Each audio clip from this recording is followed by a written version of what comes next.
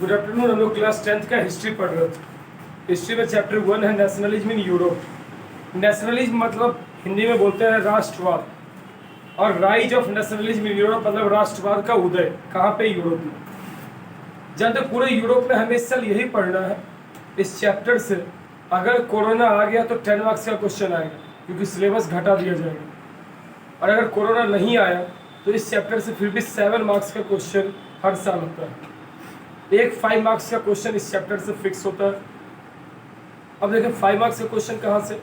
Chapter का name ही है nationalism in Europe. Europe बोल दिया, यूरोप एक महादेश है। इट मीन्स एक कंट्री के बारे में नहीं, आपको बहुत सारे कंट्री के बारे में पढ़ना है। सबसे पहले फ्रांस का पढ़ोगे, then Italy, then Germany, then England. 4 देशों का आपको कहानी पढ़ना है। वहाँ कैसे देशवाद हुआ, एक कंट्री के रूप में बना, पहले उसमें बहुत सारे राज्य टूटे हुए थे, वो सब राज्य यूनाइट कैसे हुए, ये सब आपको पढ़ना है। किसमें? Nationalism in Europe. अब देखिए वर्ड आप ध्यान से, चैप्टर का नेम है the rise of nationalism. Nationalism मतलब एक राष्ट्र के बारे में सोचना। हमारे इंडिया में ही देखिए, अंग्रेजों ने हमें गुलाम इसलिए बनाए क्योंकि हम लोग बहुत सारे राज्य में टूटे हुए थे।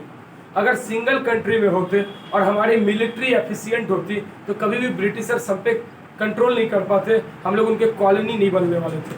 ठीक है, कहा जाता है कि पूरे यूरोप के दृष्टि से फ्रांस सबसे इंपॉर्टेंट था। जो कुछ भी घटना फ्रांस में होती थी उसी का पूरा कॉपी मारता था पूरा यूरोप। उसको मत देखो, इधर सुनो। जो कुछ भी घटना फ्रांस में होती थी उसको कॉपी करता था कौन? पूरा यूरोप को इसको कॉपी करता था। ठीक है, और वही हमें यहाँ पे पढ़ना है कि पूरा यूरोप उसको कैसे कॉपी करने वाला। एक बड़ा फेमस आगे आप आदमी पढ़ोगे, ड्यूक मैटरनिक। क्या नाम? Duke Metternich, DUKE। ड्यूक हमारे इंडिया में फेमस ब्रांड है कपड़े की। ड्यूक मीन्स होता प्रिंस। तो ड्यूक मैटरनिक क्या था? ऑस्ट्रिया का एक चांसलर था। चांसलर मीन्स प्रधानमंत्री, prime minister, chief minister, prime minister, chancellor, तीनों एक ही के लिए वर्ड यूज किया जाता है। ठीक है, तो ड्यूक मैटरनिक ऑस्ट्रिया, ऑस्ट्रेलिया नहीं, जो क्रिकेट खेलता है वो ऑस्ट्रेलिया है। ऑस्ट्रेलिया दक्षिणी साइड में है, यहाँ पे ऑस्ट्रेलिया है, इस जगह पे मैप में ऑस्ट्रेलिया है ये। ठीक है, और ऑस्ट्रिया एक छोटा सा देश है यूरोप में, फ्रांस के साथ बॉर्डर है। फ्रांस जर्मनी इसी के बीच में पड़ता है। कौन सा देश? ऑस्ट्रिया। अब फ्रांस के साथ बॉर्डर नहीं, अब स्विट्जरलैंड वगैरह के साथ बॉर्डर। तो हम लोग ऑस्ट्रिया का एक चांसलर था, नाम क्या था उसका? Duke Metternich. ड्यूक मैटरनिक ने बोला था एक बार कि फ्रांस अगर छींकता है तो पूरे यूरोप को सर्दी पकड़ लेता है। क्योंकि आप जानते हो जो ये खांसी या सर्दी छींक है, ये सब क्या चीज़ है? कम्युनिकेबल डिजीज है। कैसा डिजीज है? कम्युनिकेबल डिजीज है। अगर ये एक से दूसरे में फैलता है, ऐसा नहीं कि ये फिक्स रहेगा, हमेशा ये एक से दूसरे में क्या होता है? फैलता है। तो अगर फ्रांस को थोड़ी भी सर्दी होती है तो पूरा यूरोप को क्या पकड़ लेता है? जुकाम पकड़ लेता है, खांसी पकड़ लेता है। ऐसा ड्यूक मैटरनिक बोला। इट मीन्स जो कुछ भी घटना फ्रांस में होती है पूरा यूरोप उसी का कार्बन कॉपी करता है। जैसे फ्रांस में 1789 में ही पहली आज़ादी की लड़ाई के लिए वहाँ लड़ाई किया गया, उसका देखा देखी जर्मनी में, स्विट्जरलैंड में, सब जगहों पे हुआ। फ्रांस एक लैंग्वेज बनाया, एक कल्चर बनाया, उसका देखा देखी हर जगह होने लगा। तो हम लोग सबसे पहले फ्रांस में क्या क्या घटना हुई उसको पढ़ते हैं। बोर्ड पे मैंने आपके सामने डेट लिख दिया था, जानबूझ के टाइम थोड़ा बच जाए हमारा, इसलिए मैंने लिखा। आप एक एक करके ये देख लीजिए, ये डेट आपको भी याद होना चाहिए। सबसे पहले 1600 से 1700 की बात करो। देखो यूरोप में अगर इस जगह पे फ्रांस है तो यहाँ इंग्लैंड एक आइलैंड के तौर पे, एक आइलैंड, एक टापू पे है। कौन सा चीज? बीच में, इसके बीच में एक पानी है, पानी का पूरा रास्ता है 80-90 किलोमीटर चौड़ा। इसको बोलते हैं इंग्लिश चैनल। क्या बोलते हैं? किसके किसके बीच? ये फ्रांस और ये इंग्लैंड, टापू है पूरा इंग्लैंड। तो ये बीच में पानी वाला रास्ता है, इसको क्या बोलते हैं? English channel. फ्रांस और इंग्लैंड दोनों में बहुत ज्यादा लड़ाई होती थी। कारण क्या था? फ्रांस भी चाहता था दूसरे देश को अपना गुलाम बनाए, इंग्लैंड भी चाहता था दूसरे देश को अपना गुलाम बनाए। इस गुलामी के चक्कर में कौन ज्यादा एरिया जीतता है इसका शर्त लगा हुआ था, और इसी के चक्कर में थोड़ा और उधर चलिए, चलो अटका हुआ।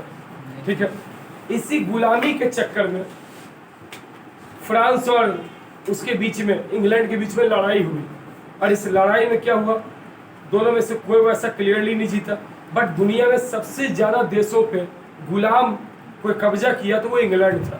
अभी एट प्रेजेंट में पूरे दुनिया में 209 देश है, 209 कंट्रीज टोटल है, कुछ देश किसी के अंडर, लेकिन 209 देश है। 209 देश में से आज के 108 देश पे अकेला कब्जा था किसका, इंग्लैंड पे। 108 कंट्रीज पे अकेले कब्जा किया था, इसीलिए उसके बारे में कहा जाता था कि इसके रूल का कभी सूर्यास्त नहीं होता। ईस्टर्न साइड में जहां वो ऑस्ट्रेलिया पे कब्जा किया था, तो वेस्टर्न में अमेरिका पे किया।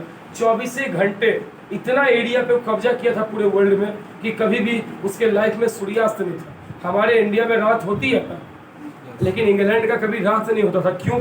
वो ईस्ट में भी कब्जा कर लिया, वेस्ट में भी, मिडिल में भी, तो कहीं ना कहीं तो सूर्य उगा ही रहेगा। अगर ये गोल जैसा रहता ग्लोब, इधर सन अगर है तो एक बार इधर अगर ये घूमता तो यहाँ पे दिन तो इधर रात, यहाँ दिन तो इधर रात होगा।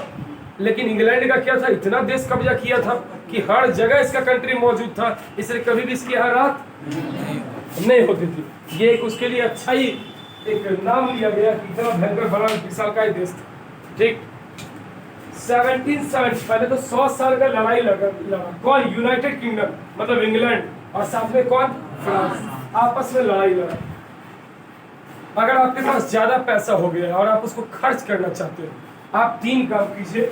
आप किसी अमीर आदमी से केस लड़ लीजिए, अमीर आदमी से केस लड़ लो, या एक सेकंड हैंड गाड़ी खरीद लो, या झगड़ा वाला जमीन खरीद लो, या तीसरा काम और ऑप्शन में है।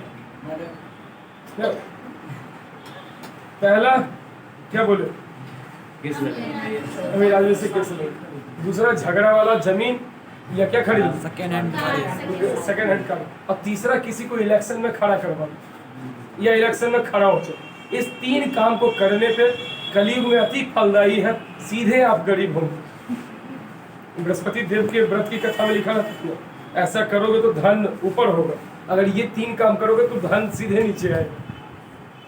ठीक, अमीर आदमी से केस लड़ोगे, वो तुमसे ज्यादा महंगा वकील करेगा, तुम भी दिखाने के चक्कर में वकील करोगे, नतीजा क्या होगा? तुम बिक जाओगे, उसका तो असर नहीं पड़ेगा। झगड़ा वाला जमीन लिए, या तो उसके चक्कर में मर्डर करो, या उसको भी जीतने के लिए और केस लड़ो, उसमें भी चला गया पैसा। इलेक्शन लड़ोगे, इलेक्शन में देखते हो कितना नेता खड़ा होता है, लेकिन क्या जीतता है सब?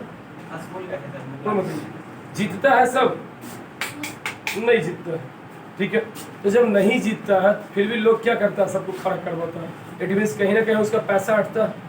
जब तक इलेक्शन नहीं होता 4 महीना उसके साथ दिन भर घूमा, नेता वाला गुण तो आप में लगता है, आप बन जाएंगे इस इलाका का कल्याण। वो भीतर से उसको भी लगता है कि हम ही मोदी बन के घूम रहे हैं। जब इलेक्शन हार गया तो उसके पास मक्खी भी नहीं भटकती है, क्योंकि उसका पैसा तो खत्म होता है। बाबू कहाँ गाँव है? लक्ष्मीपुर। अच्छा, ये तो इसकी बहन है, अमरनाथ की अपनी बहन है। ठीक, और आगे देखिए,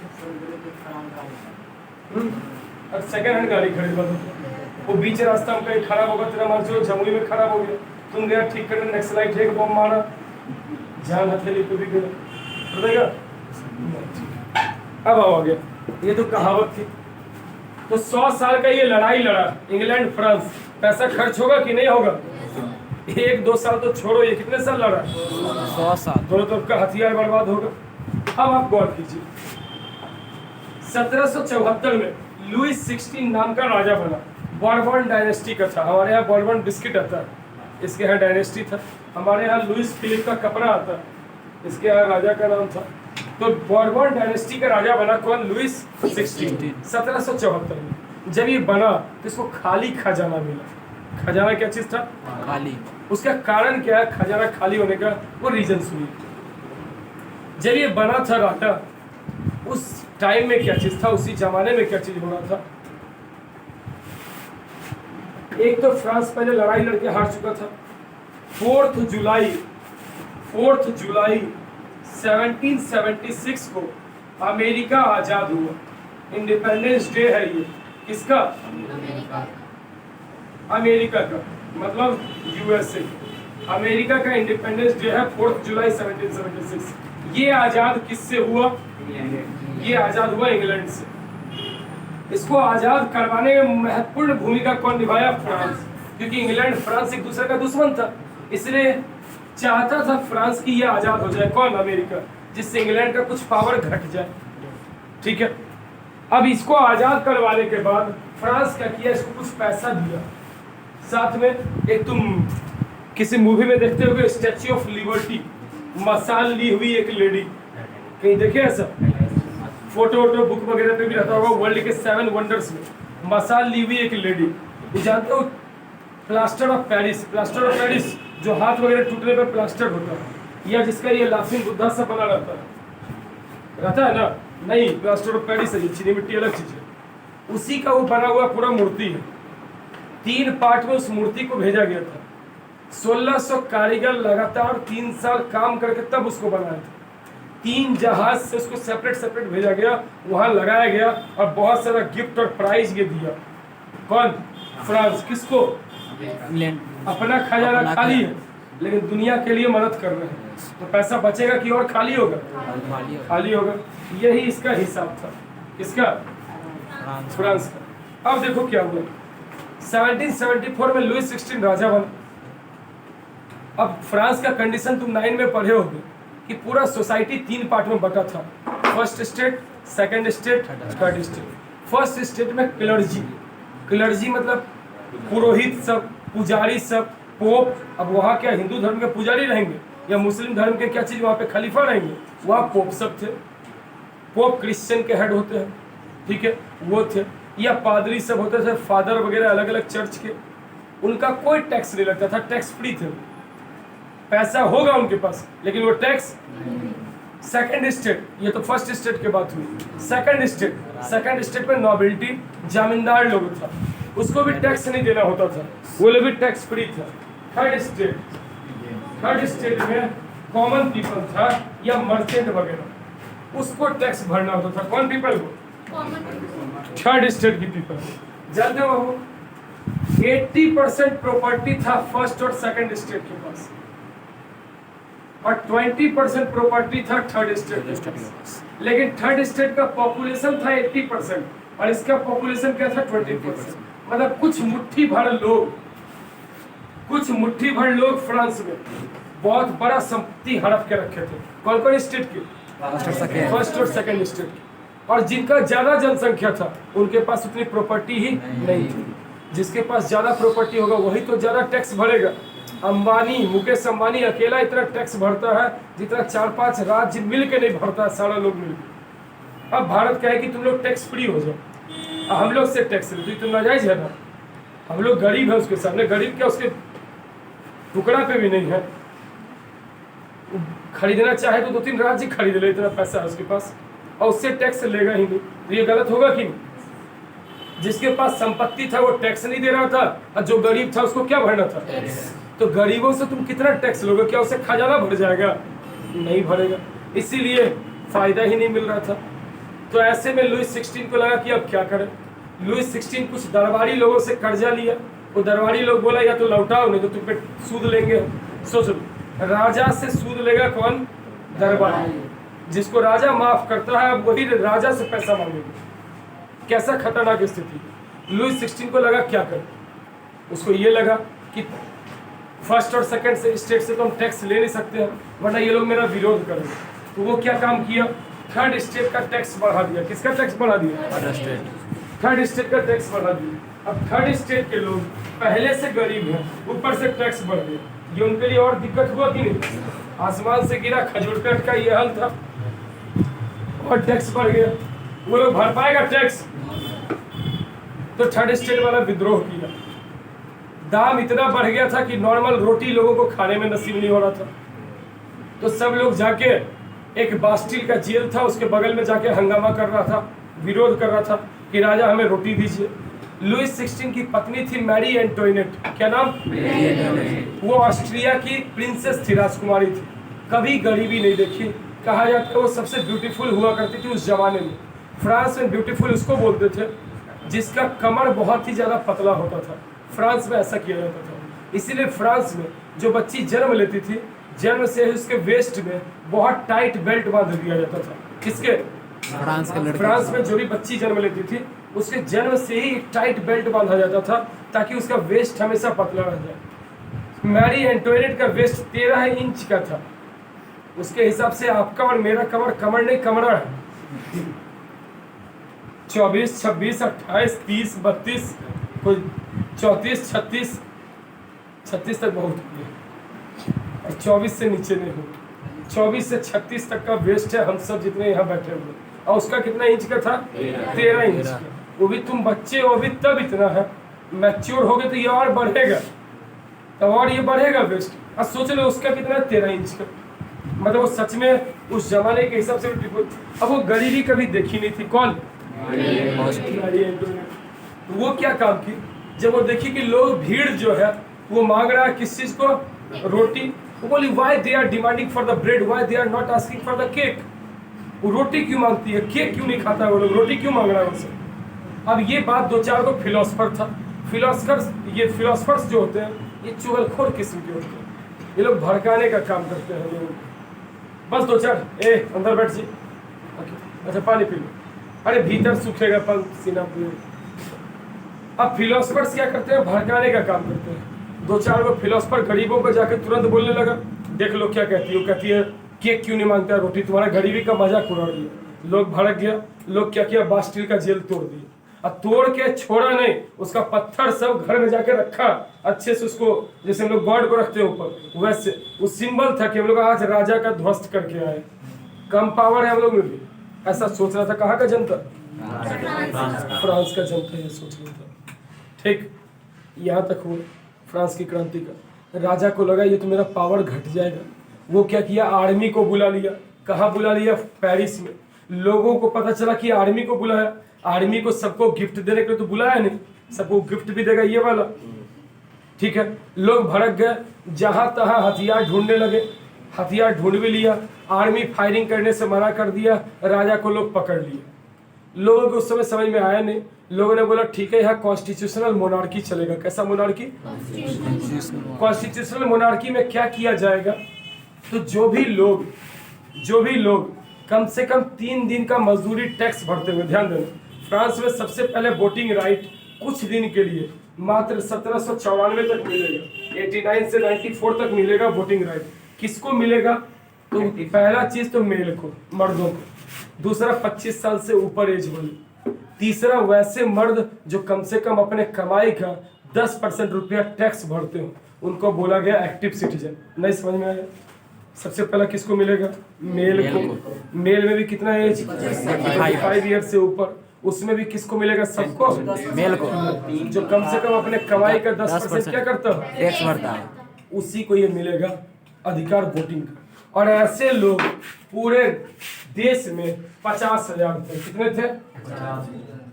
ये 50,000 लोग अपने में से चूज करके 745 लोग को चूज करते, और यही 745 लोग नेशनल असेंबली में बैठते। जैसे हमारे यहाँ लोकसभा चलती है, लोकसभा में क्या होता है? लोग बैठता है, राज्यसभा में बैठता है, और ये लोग डिसाइड करता है कि राष्ट्रपति के लिए ये लोग काम करता है, अच्छा देश के लिए भला सोचता है। तो वैसे ही ये 745 लोग कुछ फैसला लेते हैं, और इस फैसला को राजा को मानना पड़ता है।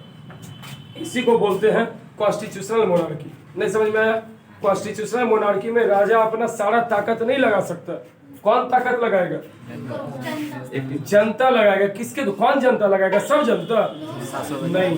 25 साल से ऊपर मेल होना चाहिए, और 10% वो क्या करना चाहिए? टैक्स भरे। उसको कौन सा सिटीजन बोलते थे? Active citizen. बाकी सब पैसिव सिटीजन। वो एक्टिव सिटीजन कितने थे? इस 50,000 में कितने सेलेक्ट होगा? 745। ये 745 लोग नेशनल असेंबली में बैठेगा। इसको कोई और सेलेक्ट नहीं करेगा, यही लोग वोटिंग करके लागेगा, अपने में से चूज करेगा। तुम्हारे क्लास में मॉनिटर का इलेक्शन होता है तो 3 का क्लास का बच्चा आता है मॉनिटर चूज करने के लिए, किसी क्लास का बच्चा करेगा। वैसे ही यहाँ पे यही 745 लोग जो डिसीजन लेते थे वो राजा को मानना था। इसी को बोलते हैं कौन सा मोनार्की? Constitutional monarchy. राजा को लगा यार ये तो मेरा पावर ही घट गया। नहीं घट गया, क्योंकि अब हमको इन सब का बात मानना है, ये तो अच्छा कहीं से भी नहीं है। तो ऐसे में राजा क्या काम किया? आस पड़ोस का जो दूसरा देश था, जैसे ऑस्ट्रिया, हाथ में लग स्विट्जरलैंड, उधर प्रसा, इन सब से दोस्ती करने लगा। उन लोगों को बोला कि तुम आओ फ्रांस पे कब्जा कर लो, उसके बाद हमको दे देना कुछ एरिया, तुमको भी दे देंगे, फिर हम राजा हो जाएंगे, इस 745 को मार देना। कौन लोग? National assembly. ये भनक जनता को मिल गया।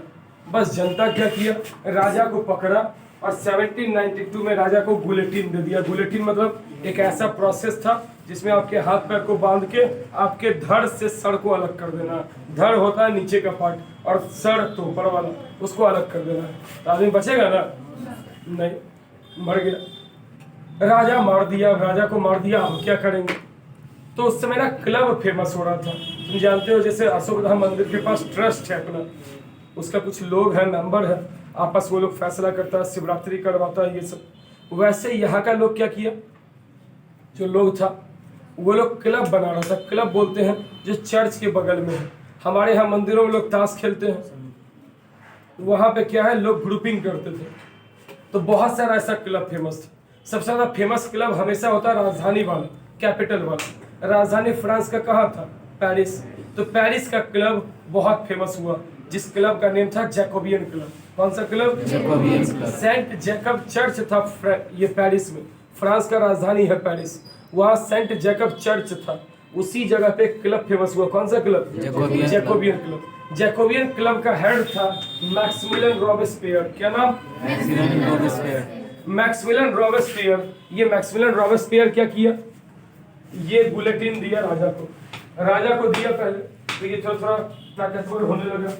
इसके बाद क्या हुआ, मैक्सिमिलियन रॉबेस्पियर, जो लोग भी इसका विरोध करता था रॉबेस्पियर का, उसको बुलेटिन दे देता था, पकड़ के तुम्हारा धड़ सर से अलग कर दिया। पहले दूसरे पार्टी वाले को दे रहा था, फिर अपने पार्टी में जो विरोध करे उसका भी धड़ सर से अलग कर दे। बहुत लोगों को मार रहा था। इसीलिए 1792 से 94 का जो जमाना है, इसको बोलते हैं रीजन ऑफ टेरर, आतंक का समय। उस समय पावर किसके हाथ में था? Maximilian Robespierre. जिसको मर्जी उसको बुलेटिन, जो विरोध किया, शिवम सत्यम किया बुलेटिन, हम किए बुलेटिन, जो करते जा रहा उसको क्या करना, बुलेटिन में बच रहा था इंसान। एक दिन ये 20 जुलाई 1794 को बीमार पड़ा। उस दिन ये नहीं गया नेशनल असेंबली। लोग तुरंत लॉ पास किया, इसी को पकड़ के बुलेटिन दे दिया कि जब तक रहेगा सबको मारते रहेगा। फिर लोगों को लगा यार एक आदमी के हाथ में पावर जाता है तो बड़ा मिसयूज करता है, लोगों को तंग करता है, तो ऐसा करते हैं इस बार पावर एक आदमी के हाथ में नहीं देंगे, इस बार पावर को बांट दिया जाए। तो फ्रांस के लोगों ने क्या किया, उन्होंने 5 पार्ट में फ्रांस को बांट दिया, ईस्ट, नॉर्थ, साउथ, वेस्ट और सेंट्रल। कितने पार्ट में फ्रांस को बांटा? 5 पार्ट में फ्रांस को बांट दिया। ओके, ये दे दिया। तो फ्रांस को कितने पार्ट में बांटा गया? 5 पार्ट में बांटा गया और हर जगह का एक डायरेक्टर बना दिया गया। ये चला 1794 से 1804। इसी को बोलते हैं कौन सा रूल? Director rule. अब 1799 में एक नॉर्मल सैनिक नेपोलियन बोनापार्ट फ्रांस में राइज किया। 5 फुट 4 इंच हाइट, लेकिन जो लड़ाई लड़े वो जीत ही चले। एक ही लड़ाई हारा, वो था कौन सा? बाकी सब लड़ाई वो कंटिन्यू जीतते जा रहा। कौन? Napoleon Bonaparte. बहुत बड़ा योद्धा, कंटिन्यू जीत रहा था एरिया। ये क्या किया, 1799 में ईस्ट साइड के डायरेक्टर को मार के अपने आप को हेड बना लिया। कौन? बाद में 1804 में सारे डायरेक्टर को हटा के खुद को राजा घोषित कर दिया। कौन किया? नेपोलियन। ये बहुत सारा सुधार किया, इतना सुधार करने लगा, बहुत सुधार किया, बहुत पुराना वाला सब चीज बदल दिया। लोगों को लगा ये हमारा योद्धा है, ये हमारे लिए आया, मसीहा बन। लेकिन धीरे धीरे ये भी कब्जा करने लगा चीजों को। लोगों को लगा यार ये योद्धा ने अपने फायदे के लिए आया था। ठीक है, ये था कौन? हमारा नेपोलियन बोनापार्ट। 1804 से 15 में 90% एरिया यूरोप का ये जीत गया। कौन? नेपोलियन। सब डरता था इससे। इसके लड़ाई का एक तरीका था, 3 तरीके से लड़ाई करता था। सबसे पहला, एक बहुत बड़ा लीडर था। अगर सामने वाले सेना में 50,000 आदमी भी है और इसके सेना में अगर 10,000 20,000 आदमी, उसको भी जितवा देता था। कैसे? उमंग भर देता था। बोलता था सामने वाले सेना में वो धोबी है, चमार है, लोहार है, वो सालों भर काम नहीं करता है, वो लोग बस ऐसे है, वो लोग लड़ने बस आ गया हथियार लेके। तुम सालों भर के योद्धा हो, तुम एक एक आदमी 5 को काटोगे, उसमें कुछ नहीं है ऐसा। इतना उमंग भरता था कि लड़ाई ये जीत के लेता था हमेशा। कौन? नेपोलियन। बहुत बड़ा मॉडर्न हिस्ट्री का सबसे बड़ा राजा हुआ पूरे वर्ल्ड का, नेपोलियन बोनापार्ट, जिसे पूरा दुनिया एक बार थर्रा गया अकेले ताकत से। ठीक है, ऐसे भी नाटा आदमी बहुत गंभीर होता है, वही हिसाब इधर है। अब नेपोलियन बोनापार्ट बहुत आगे चल रहा था। 1800 इसका 3 लड़ाई का तरीका था। सबसे पहले लड़ाई के 12 घंटे कम से कम पहले, एक दिन लगभग पहले जिस जगह लड़ाई था वहां पहुंच जाता था और प्लानिंग करता था। सेना को भी शेप में रखता था, जैसे बाहुबली में दिखाया गया। ये सब तो कॉपी मारा हुआ, आपको पता है बाहुबली काल्पनिक फिल्म है, लेकिन ये रियल में इसका पेपर बुक वगैरह, पिक्चर है, फोटो है, वो सब भी आज तक कटिंग है बहुत सारे जगहों पे। ऐसा भी शेप में लड़ाई करता था। जंगल के आसपास अगर लड़ाई होती थी तो पहाड़ों पे जंगल में छिपा के सेना रख देता था। कौन? नेपोलियन बोनापार्ट सेना को जंगल में छिपा के रख देता था और उसके बाद ये लड़ाई लड़ता था। लड़ाई में भी शेप सेना जंगल में छिपाया, एक दिन पहले पहुंच गया ताकि प्लानिंग कर लिया, और खुद एक बहुत अच्छा नेता था, योद्धा था, लीड करता था, इससे ये लड़ाई जीतता था। वाटरलू का लड़ाई क्या हुआ? वाटरलू एक जगह पड़ता है बेल्जियम में। ये कौन से देश में है? बेल्जियम।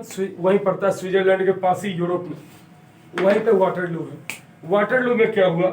इसको वाटरलू पहुंचना था, लेकिन ये घोड़ा से पार कर रहा था। आल्प्स नाम का एक पर्वत है, उसमें बर्फबारी हो रही थी, तो घोड़ा का पैर बर्फ में नहीं धंसेगा, इससे ये स्लो पहुंचा। 2 मिनट लेट पहुंचा बस युद्ध टाइम से ही। कहा? Battle ground. नतीजा 4 देश की सेना इसके विरोध में थी। प्रसा, आज के जमाने में ये देश आपको नहीं मिलेगा, क्योंकि जर्मनी का सबसे बड़ा राज्य था, यही जर्मनी को बनाया एकजुट करके। आज का जर्मनी का मैक्सिमम पोर्शन प्रसा, दूसरा रसा रूस, तीसरा इंग्लैंड, चौथा क्या चीज? ऑस्ट्रिया। ये चारों मिलके, और ड्यूक मैटरनिक, वही आदमी ऑस्ट्रिया का ड्यूक चांसलर, वो चारों को बुला के वो पहले पहुंच गया, वही पेड़ पौधा पे सेना रख लिया, वही भी शेप लेके तैयार था, टाइम से पहले था, इसलिए लड़ाई जीत गया। कौन? Duke Metternich. नेपोलियन हारा, पहले इसको एक आइलैंड में रखा तो वहां से भाग गया। ये 1813 में एक लड़ाई हुई थी, वहां से भाग गया। इस बार इसको अगली बार पकड़ा, हराया तो उसको जहर देकर मार दिया। किसको? वरना फिर एक आध बार भाग जाता तो इस बार और तबाही फैला देता, इतना डेंजर था। तो आज तुम्हारा यहाँ पे वाटरलू के लड़ाई पे छोड़ रहे हैं। ये 4 पॉइंट कल बताएंगे। यहाँ तक समझ में आया? नहीं बताएंगे।